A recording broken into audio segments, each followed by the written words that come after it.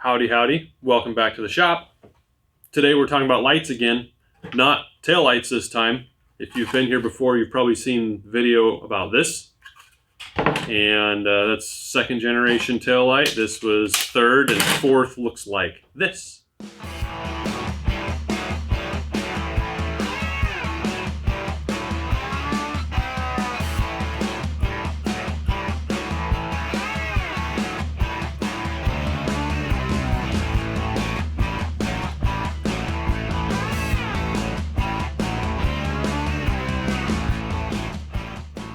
Now today we're looking at some side markers. I like the idea of hidden lights. You don't know they're there until they're on. It's a really cool thing in my mind. This car is a good test platform for it. However, I don't think I'm going to run these lights on the car in its final form. This is proof of concept. It's not really even prototype. As you'll see when you watch the following footage of how I put it together, you'll see it's kind of redneck, but the results are pretty cool. Speaking of which, take a quick look at some video I shot, both day video and night video.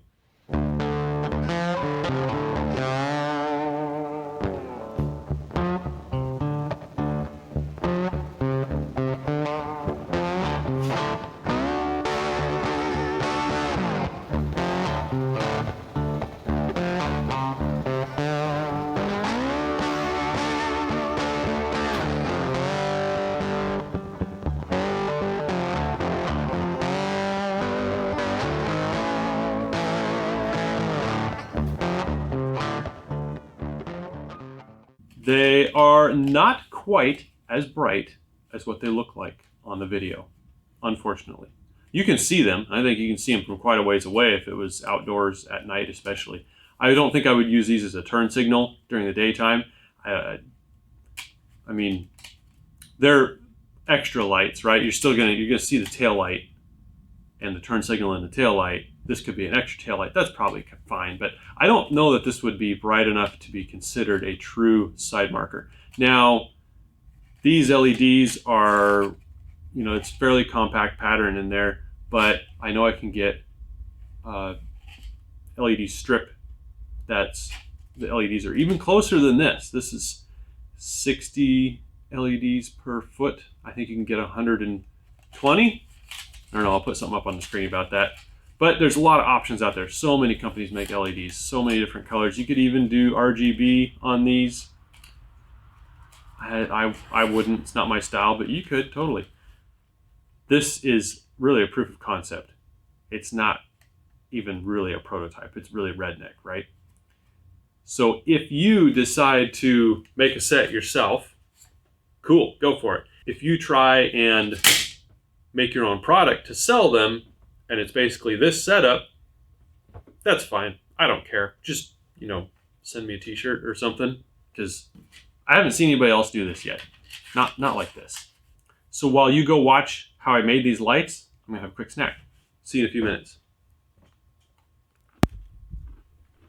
All right, I think we got everything plugged in here correctly. Let's see if my phone dies.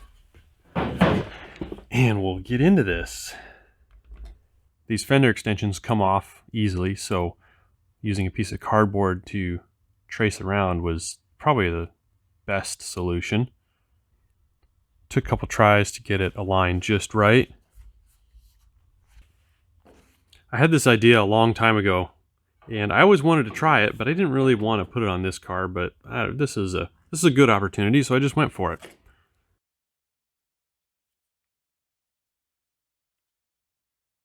Now this, unfortunately, is the nicest piece of polycarbonate that I have in the shop. It's 1/8 of an inch thick. Unfortunately, it's really gross, but it'll work. It's been sanded on and used as a backdrop for grinding and, So it is pretty bright, but that amber light floods the camera pretty good, and it's not quite that bright.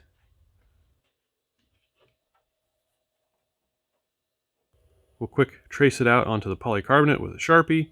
I'm going to cut it just a little big so I can tune it when I put it on the car. It'll be a little easier that way. I'm not going to get it right, especially with the jigsaw that likes to jump around. This is where I really wish I had a bandsaw, a small bandsaw. I don't need a great big one, but you know, if someone gave me a great big one, I wouldn't complain. And yeah, it's a little big. That's a little bigger than I anticipated. So we're just gonna trim it down with the grinder, angle grinder with a flap disc on it. Works pretty good.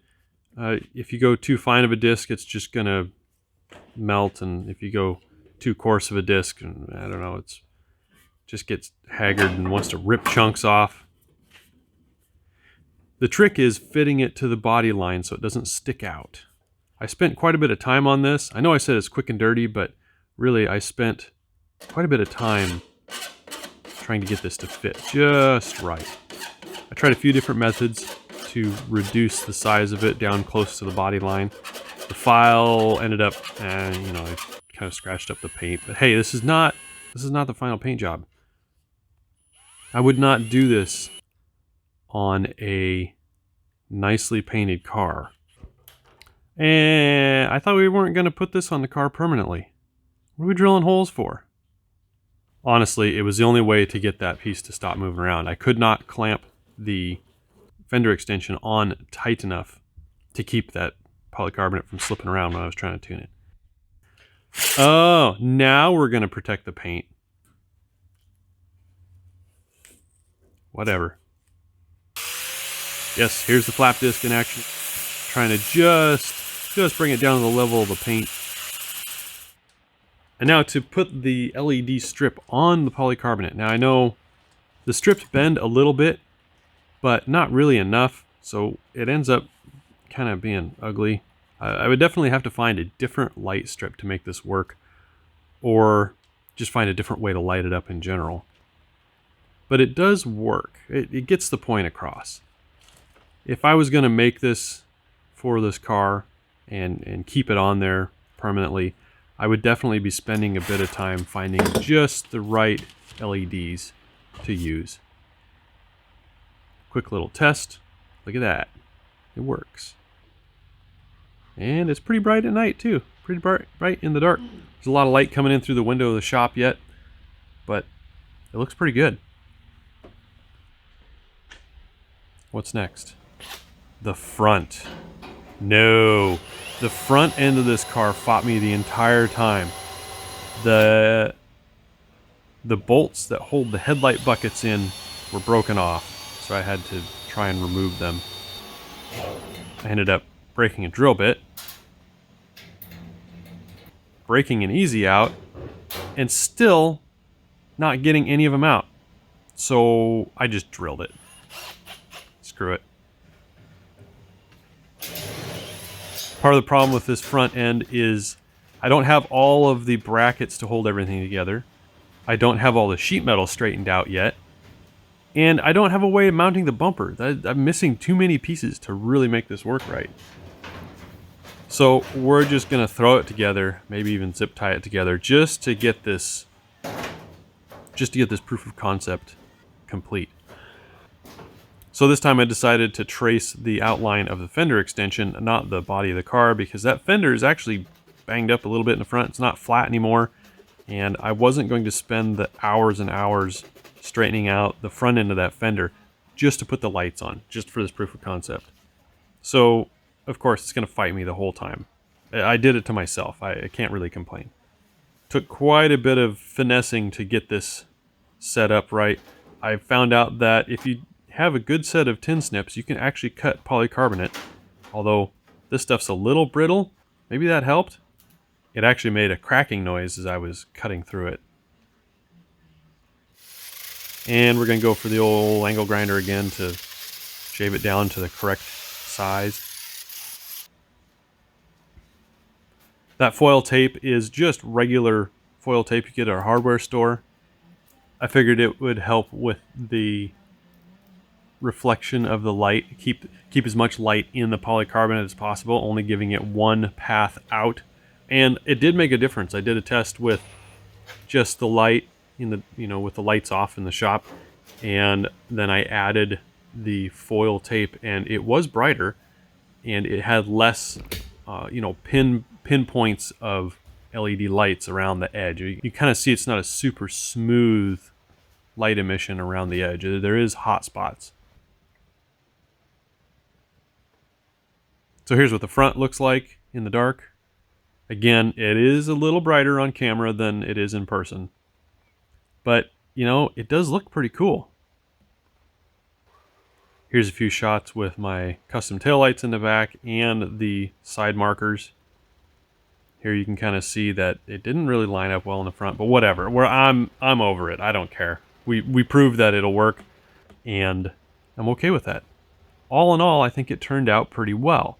Again, if you're going to do this on your own car, you're going to have to custom fit a lot of pieces. So I almost gave up when I was doing that front end. That was just ridiculous. It took so much messing around. I told you this was a quick and dirty rednecked solution, but it took hours and hours and hours. And then to get them all lit up together without making a custom wire harness, just, you know, running wires front to back, messing around, trying to get my power supply to stay on. It was a pain in the butt. So I hope you enjoyed that. Let me know what you think down in the comments. If you like this sort of thing, hit subscribe, because the final version of the LED taillights will be coming out early 2024.